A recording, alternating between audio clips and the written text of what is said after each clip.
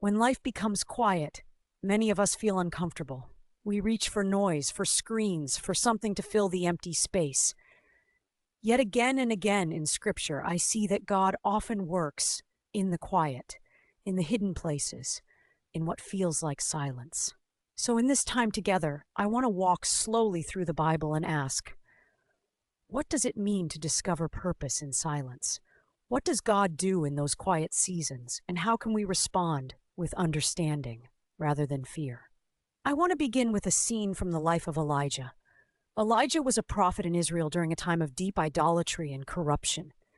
He had just faced the prophets of Baal on Mount Carmel and seen God send fire from heaven. It was a powerful, loud, dramatic moment. But after that, Elijah ran for his life, afraid of Queen Jezebel. He ended up in the wilderness, exhausted, discouraged, and ready to give up. God led him to Mount Horeb, the same mountain where God had met Moses generations earlier. On that mountain, God told Elijah to stand in his presence. Then a powerful wind came, tearing the mountains and shattering rocks. After the wind came an earthquake. After the earthquake came a fire. These are all dramatic, noisy events. But the text says that the Lord was not in the wind, not in the earthquake, and not in the fire. After the fire came what many translations call a gentle whisper, or a low, soft voice. It was in that quiet, almost fragile sound that Elijah heard God speak to him personally. In the original language, the phrase can be translated as a thin silence or a gentle, quiet sound. The point is not that God is never in dramatic events. At other times in Scripture, he does speak through thunder, fire, and shaking. The point here is that Elijah expected God to act in a certain way, through great displays of power, but God chose to meet him in stillness, in that quiet voice. God did not simply comfort Elijah. He gave him clear instructions about what to do next, whom to anoint, and how his work would continue. The silence was not empty. It was the setting where God gave direction and renewed purpose. So when I think about discovering purpose in silence, I start with this. Silence in the Bible is often a place of reorientation. Elijah had lost perspective. He felt alone and thought God's work had failed. In the quiet, God corrected his thinking, reminded him that there were still faithful people in Israel, and gave him a task. The silence was not God's absence. It was God's way of slowing Elijah down so he could actually hear. Another powerful example is found in the story of Samuel as a boy. Samuel served in the house of the Lord under Eli the priest. The text says that in those days the word of the Lord was rare, and there were not many visions. That is a description of spiritual silence. God was not speaking often through prophets, and the people were not hearing much from him. In that quiet season, God called the young Samuel at night. 3 times Samuel heard his name and thought Eli was calling him. Finally, Eli understood that the Lord was speaking and told Samuel to say, "Speak, Lord, for your servant is listening." This story helps me see that silence is not always a sign that God has abandoned his people. Sometimes it is a sign that the people are not listening or that God is preparing a new beginning. The silence in Israel did not last forever. It was broken when Samuel learned to listen. And when Samuel listened, God gave him a hard but important message about judgment and change. The purpose of that silence was not comfort. It was preparation for truth. If I bring that into our lives today, I have to be careful. I do not want to say that every quiet or dry season is exactly like Samuel's day, but I can say this with confidence. The Bible shows that God sometimes allows seasons where his guidance feels less obvious, not because he is powerless, but because he is working at a deeper level. In those times, the question becomes, am I learning to say, "Speak, Lord, your servant is listening," or am I only saying, "Speak, Lord, but say what I want to hear"? Silence in Scripture is not only about hearing God, it is also about learning who we are before him. In the Psalms, we see this again and again. The psalmist often begins in distress, confusion, or complaint. Yet there are moments where the writer chooses stillness. In one psalm, we hear the words, "Be still and know that I am God." In its original context, that line is not mainly about personal relaxation. It is spoken into a world of nations raging and kingdoms tottering. God is declaring his sovereignty over the chaos and calling people to stop striving and recognize who truly rules. When I apply that to silence, I see that stillness is not just empty space. It is a deliberate stopping of my attempts to control everything. It is a recognition that God is God and I am not. Silence becomes a way of confessing that I do not sustain the world. I do not hold my life together by my own noise and activity. In that sense, silence teaches humility. It confronts my desire to always speak, always react, always justify myself. It reminds me that God's purposes do not depend on my constant talking. Another psalm says, "For God alone my soul waits in silence. From him comes my salvation." The writer chooses to wait quietly, not because he has no problems, but because he knows where his help truly comes from. Silence here is an act of trust. Instead of filling the air with anxious words, he rests in God's character. He knows God is a rock, a fortress, a refuge. The waiting is not passive. It is a steady, quiet confidence. When I think of silence and purpose, I also think of Job. Job suffered deeply and did not understand why. For many chapters, Job and his friends speak at length. They try to explain his suffering with different theories. They say many true things about God, but they also say many things they do not fully understand. Then, after all the speeches, God finally answers Job out of a whirlwind. God does not first explain the reasons behind every detail of Job's pain. Instead, he asks Job questions about creation, wisdom, and power. God reveals his greatness and Job's limited understanding. At the end, Job responds with humility. He says that he spoke of things he did not understand, things too wonderful for him.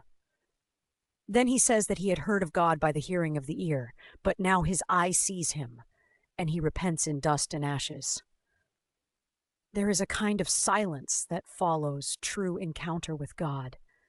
It is not the silence of despair.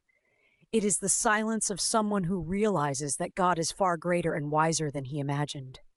Job's story shows me that sometimes the purpose of silence is not to give me detailed answers, but to reshape my view of God. When God speaks, Job ends up saying less, not more. His heart is quieter, more surrendered. He still does not get a full explanation, but he has a deeper knowledge of God himself. That becomes enough for him. The New Testament also speaks into this theme. When we come to the life of Jesus, we see that he often withdrew to lonely places to pray. He stepped away from crowds, from demands, from constant conversation. The Gospels describe him going up on a mountain alone, rising early while it was still dark, or staying overnight in prayer. Jesus, the Son of God, chose silence and solitude with his Father as part of his earthly life. This tells me that silence is not just for weak people who cannot handle activity. It is part of a healthy, obedient life before God. Jesus did not withdraw to escape responsibility. He withdrew to align his heart with the Father's will, to rest, to listen, and then to return to ministry with clarity. If the sinless Son of God needed that rhythm, I should not imagine that I can live wisely without it. There is another moment in the New Testament that speaks about silence in a different way. In the book of Revelation, John describes a vision of heaven. At one point, he says there was silence in heaven for about half an hour. Before this, there had been songs, worship, and powerful images. After the silence, the vision continues with judgment and in the unfolding of God's plan. The text does not fully explain the silence, but its placement is striking. In the center of cosmic events, heaven becomes quiet. I cannot say more than Scripture says, but it seems that this silence is a kind of solemn pause before the next stage of God's work. It is as if all of heaven holds its breath in awe of what God is about to do. Silence here is not emptiness. It is reverence. It is the weight of God's holiness and justice pressing on creation. Taking all these passages together, I begin to see patterns. Silence in Scripture can be a place of personal encounter, like Elijah. It can be a time of preparation and listening, like Samuel. It can be a discipline of trust and humility, like the psalmist. It can be the response to God's greatness, like Job. It can be part of a healthy rhythm of life, like Jesus. And it can be a sign of holy awe, like the silence in heaven. Now, I want to think about how this speaks into our daily lives. Many of us live with constant noise, notifications, conversations, work, entertainment. None of these are evil in themselves, but they can make it hard to notice God's quiet work in our hearts. If I never allow silence, I may never face my real questions, fears, or sins. I may never listen long enough for Scripture to sink in. One practical implication is this: Scripture invites me to practice intentional stillness before God. This is not about a technique or a mystical experience. It is about making space to listen. For example, when I read the Bible, I can choose to pause afterward, to sit quietly and let the words settle. I can resist the urge to rush to the next task. I can say in simple honesty, "Lord, I am here. Help me understand. Help me respond." That kind of quiet is not empty. It is focused attention. Another implication is that I should not panic when God feels silent. The Bible never promises that I will always feel His presence or always hear clear guidance. There are seasons when prayers seem to bounce off the ceiling, when Scripture feels dry, when circumstances are confusing. In those times, I can remember people like Elijah and Samuel. God had not abandoned them. He was working in ways they could not yet see. In seasons of silence, rather than assuming God has left, I can ask different questions. I can ask, what has God already said in His Word that I can hold on to right now? Am I obeying the light I already have, or am I waiting for new words while ignoring the ones I know? Often, the purpose of silence is to push me back into what God has already revealed about His character and His commands. I can also ask, what might God be forming in me during this quiet time? The psalmist learned to wait. Job learned humility. Elijah learned that God's work did not depend on his strength alone. Silence can expose my dependence on feelings, my impatience, my desire for quick answers. It can teach endurance and faith that rests on God's promises rather than on constant emotional confirmation. Another practical point is about our speech. The book of Proverbs speaks often about the wisdom of restraint. It says that even a fool is considered wise when he keeps silent and discerning when he holds his tongue. James in the New Testament warns that the tongue is powerful and hard to control. In light of this, silence can be a way of honoring God in our relationships. There are moments when the most faithful thing I can do is to listen carefully instead of speaking quickly. This does not mean I never speak truth or never share the gospel. Scripture is clear that we are called to speak with grace and truth. But it does mean that I should be slow to speak, quick to listen, and slow to become angry. Silence gives space for reflection, for prayer before words, for considering whether what I am about to say builds up or tears down. In that sense, silence has a moral purpose. It helps guard my speech and align it more closely with God's wisdom. For those who are part of Christian communities, there is also value in shared silence.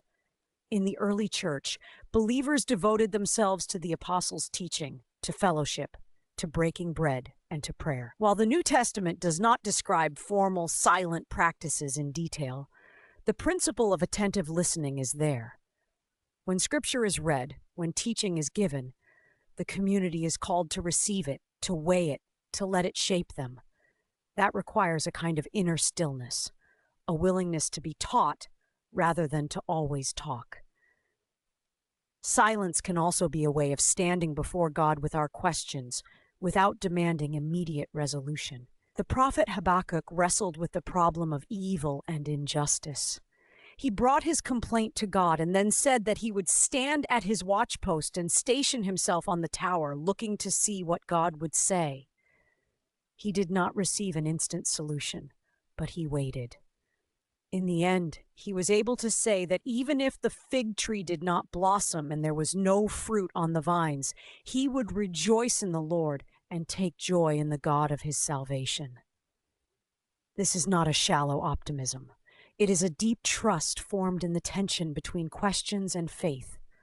Silence before God can be that watchpost for us, a place where we bring our honest concerns, then wait, not in empty despair, but in expectation that God is still God, still just, still wise, even when we do not see the full picture.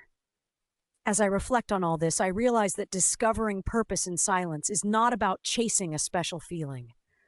It is about recognizing that God is at work even when he seems quiet, and that he often uses quietness to shape us. The purpose may be to deepen our listening, to correct our assumptions, to humble our hearts, to strengthen our trust, or to prepare us for what comes next. So if you find yourself in a quiet season where God seems distant or your prayers feel unanswered, it may help to remember Elijah on the mountain, Samuel in the night, the psalmist waiting in silence, Job before the whirlwind, Jesus withdrawing to pray, and the hush of heaven in Revelation. In each of those moments, silence was not the end of the story. It was part of God's way of moving the story forward. The question I am left with, and that I leave with you, is this. In the quiet spaces of my life, am I willing to be still long enough to know that he is God, to listen rather than rush, and to let his character, rather than my noise, shape my next step?